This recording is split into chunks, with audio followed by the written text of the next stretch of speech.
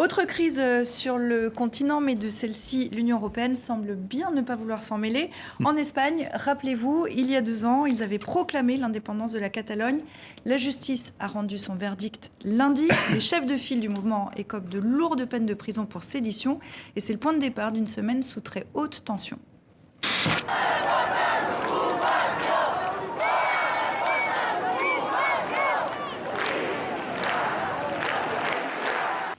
Cette sentence marque la fin d'un processus judiciaire qui s'est développé, je tiens à le souligner, avec toutes les garanties et une transparence absolue. Le gouvernement et moi-même, en tant que président, rejetons ces peines comme injustes et antidémocratiques pour avoir fait partie d'un procès politique et d'une cause générale contre le droit à l'autodétermination de la Catalogne et contre l'indépendantisme. Dans une démocratie, personne n'est jugé à cause de ses idées ou parce qu'il défend un projet politique, mais pour des crimes qui sont dans notre code juridique. Nous exigeons la fin de la répression et la liberté des prisonniers politiques exilés, y compris l'amnistie comme point final de toute représaille.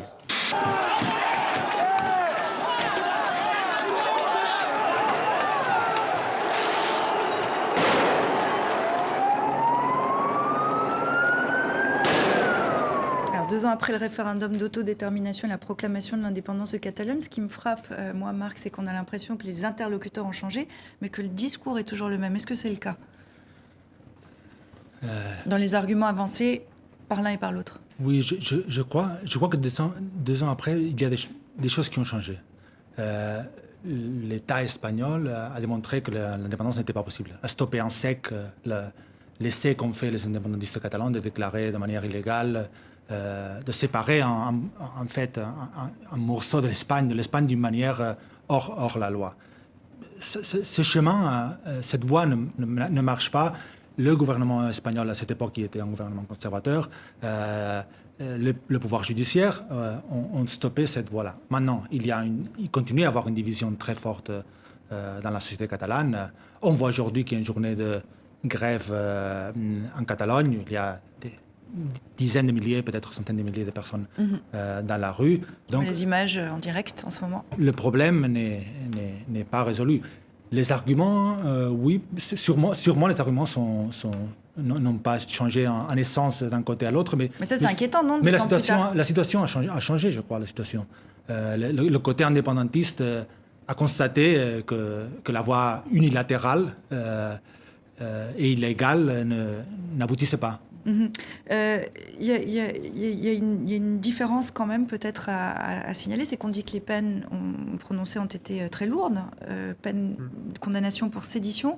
Or, la justice n'a pas retenu l'accusation de rébellion. C'est quoi la différence? L'accusation de rébellion était beaucoup plus, aurait entraîné des peines beaucoup plus lourdes et entraîné l'usage de la violence, disons, pour faire, c'était pas les mots exacts, mais pour mettre en place un coup d'État. Le parquet avait demandé ça, avait demandé la peine de rébellion. Donc on peut dire que la décision judiciaire est restée dans un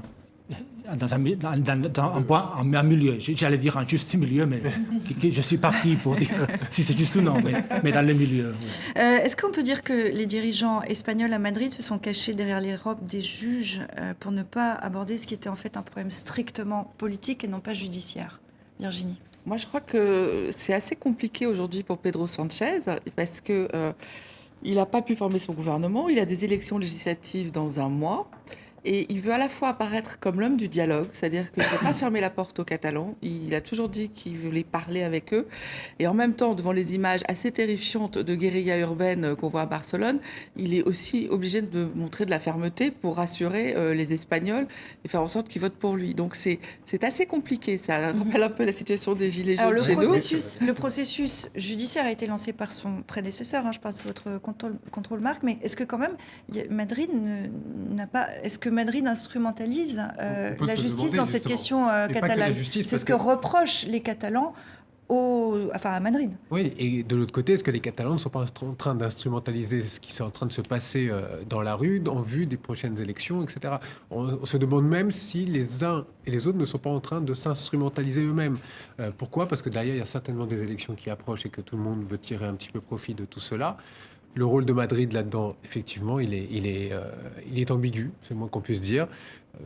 Le rôle aussi du président catalan, Quim Torra, est assez étrange. En tout cas, moi, ça m'a paru un peu bizarre, c'est-à-dire d'aller dans les manifestations un jour, de descendre comme ça et d'aller dans les manifs, pourquoi pas.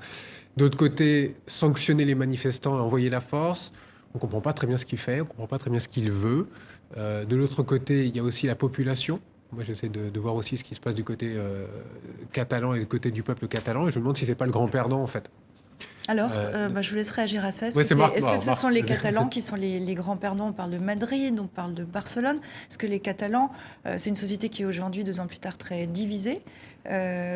Oui, c'est pour ça que je suis très sceptique sur l'usage du terme « les Catalans ». Parce qu'en fait, les Catalans, comme vous dites, ils sont très divisés, les Catalans. Les partis indépendantistes, il faut rappeler, n'ont jamais eu une majorité de voix dans des élections depuis des années. En fait, jamais ont eu une majorité de voix dans des élections. Et il y a eu, je crois qu'il n'y a aucune région, entité politique en Europe qui a voté autant de fois que la Catalogne dans les 10 dernières années. Alors, dire les Catalans, je n'ose pas, je suis catalan, mais je n'ose pas généraliser sur les Catalans à propos de ça. Et peut-être pour... 40% des Espagnols interrogés, des Catalans interrogés sont contre l'indépendance, 48%. 44 sont pour. Alors, l'opinion... Il manque la majorité. Oui. Alors, je laisse réagir Ziad sur cette... Quand on est un peu de l'extérieur, je trouve que c'est surtout... c'est la faillite du politique. C'est-à-dire, des deux côtés, il y a faillite du politique. Du côté de l'État espagnol qui applique la loi espagnole, je veux dire, et les conservateurs particulièrement, c'est comme ça. Comme vous dites, Marc, on sort pas de l'Espagne comme ça, de manière unilatérale. Mais en même temps, on aurait pu faire de la politique. Et les Catalans, on ne fait pas un référendum d'autodétermination unilatérale sans respecter rien, et puis on ne remet pas de l'huile sur le feu, et puis etc. Ça. Donc je trouve que... Et puis le fait que l'Espagne n'ait pas de majorité depuis maintenant 1 an et demi, on va d'une élection à une autre parce qu'on n'a pas de majorité fiable. Donc on sent que c'est un pays qui est en crise politique, que ça soit au niveau central ou que ce soit dans sa relation avec la Catalogne et peut-être avec cette culture régionale qui est très importante chez eux. Donc ça, je pense que c'est important. La deuxième chose qui me frappe, c'est ce que vous avez dit, c'est la violence de ce qu'on voit dans la rue. Je veux dire, on se croit en France. Mais alors justement, il y a une espèce de radicalisation des mouvements des mouvements dans la rue, les gilets jaunes, la Catalogne. On peut parler aussi des ultra-écolos qui montent sur les trains, qui bloquent les trucs. Et donc, on sent qu'il y a un moment, il n'y a plus de dialogue. Il y a juste une revendication qui s'exprime par la force. Quand même, pour tous ceux qui connaissent Barcelone, comme tous ceux qui connaissent Paris, et quand on a vécu ça, c'est quand même très impressionnant. Alors justement, comment éviter maintenant d'aller plus encore vers la confrontation? Est-ce qu'il y a des solutions qui apparaissent? Par exemple, Pedro Sánchez est dans ses prérogatives. Est-ce qu'il pourrait déclarer une amnistie pour apaiser la situation? Je ne crois pas qu'il a dit, je ne crois pas qu'il va donner une amnistie ou commuer les peines des condamnés pour l'instant. Il y a des élections en Espagne. Ils peuvent accéder à des régimes carcéraux, quelques-uns. De semi-liberté de semi-liberté à partir de quelques semaines. De l'an prochain. Mais c'est vrai que la dérive violente du nationalisme catalan, cette semaine, je crois que c'était un fait politique. Alors, est-ce que c'est une dérive violente du nationalisme catalan ou est-ce que c'est des groupes ou des individus qui décident de se défouler dans la rue? Bon, c'est une partie. Évidemment, ce n'est pas tout le nationalisme catalan qui est pacifique et pacifiste majoritairement, mais c'est une partie. Donc, c'est un vrai durcissement d'un mouvement. On a le même débat qu'avec les Gilets jaunes qui disaient nous ne sommes pas violents, c'est une minorité. Oui, d'accord, c'est une minorité, mais on a eu 3 nuits suivies à Barcelone.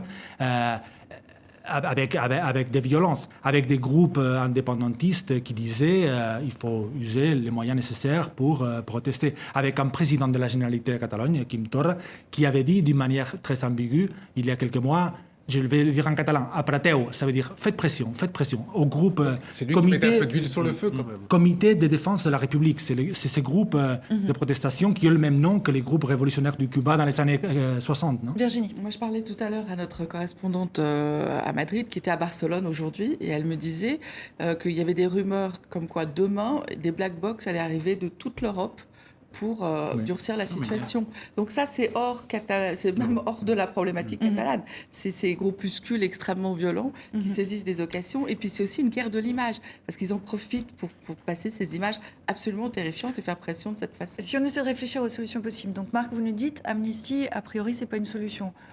Référendum dans toute l'Espagne.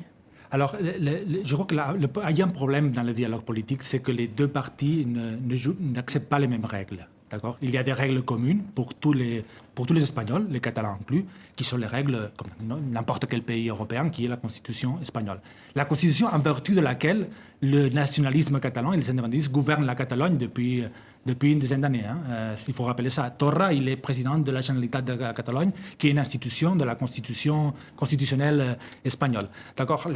La Constitution ne permet pas un référendum de sécession. Les indépendantistes disent nous exigeons le référendum de sécession. Le gouvernement espagnol et la majorité des partis espagnols et la moitié des Catalans disent il faut négocier, mais dans les règles. Donc, je sais pas quelle solution alors ? Là, j'en ai évoqué deux, mais lesquelles ? Comment renouer un dialogue politique ? Mais dans quel cadre ? Dans quel cadre ? Et déjà, il faut que, encore une fois, il y a un gouvernement. Il n'y a pas un Premier ministre qui a une majorité aujourd'hui en Espagne. On en est à la troisième, ça va être la troisième tentative. Donc déjà, si le 30 novembre, c'est le 30 novembre, si nos amis espagnols, le 10 novembre, si nos amis espagnols pouvaient donner une majorité à ce Premier ministre, au moins on avancerait probablement d'un pas. Sauf que ça ne sera peut-être pas le cas. Mais si vous me demandez, moi je ne suis pas un homme politique, je suis simplement un journaliste. C'est un observateur. Et un observateur. Mais je crois que la solution, évidemment, est le dialogue dans le cadre légal, démocratique de l'état de droit actuel. Avec un retour du politique. La question, c'est qu'est-ce qu'on peut donner de plus à l'autonomie catalane qu'ils n'ont pas, à part les instruments de souveraineté. Alors, il était question de leur donner plus en 2010, une autonomie élargie. Oui. Est-ce que ça pourrait être une option de nouveau ? Ça avait été retoqué par la justice nationale. Est-ce que ça pourrait être une réflexion à avoir sur l'ensemble de l'Espagne, peut-être, Je crois que c'est la position, par exemple, du Parti socialiste espagnol. On peut réformer la Constitution espagnole. Évidemment, les voies sont difficiles. Il faut des majorités élargies, il faut des dialogues, il faut du consensus. Il faut surtout, pour commencer, accepter de jouer avec les règles de jeu. Si on joue au foot et une équipe dit les buts sont, il y a 4 buts au lieu de 2 buts, il n'y a pas un match à jouer là. On parlait du foot parce qu'il y a une information, la crise est tellement importante que le Classico que tout le monde regarde, Real-Barcelone, il a été reporté. Donc c'est là qu'on voit que l'heure est très très grave.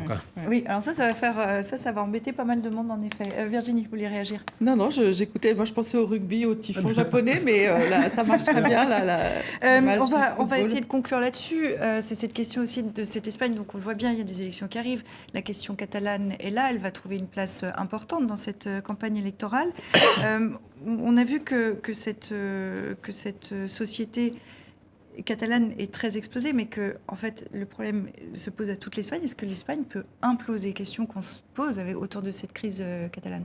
Si l'Espagne peut imploser, c'est-à-dire que la Catalogne devient le catalyseur d'un problème qui se répand ou qui fait imploser l'Espagne. Alors l'histoire a toujours des tournants inespérés et des explosions que personne ne voit. Maintenant, ça va être les 30 ans, je crois, de la chute du mur de Berlin. Un mois avant, personne ne s'y attendait. Mais je dirais, en regardant les éléments sur la table, ce risque n'existe pas.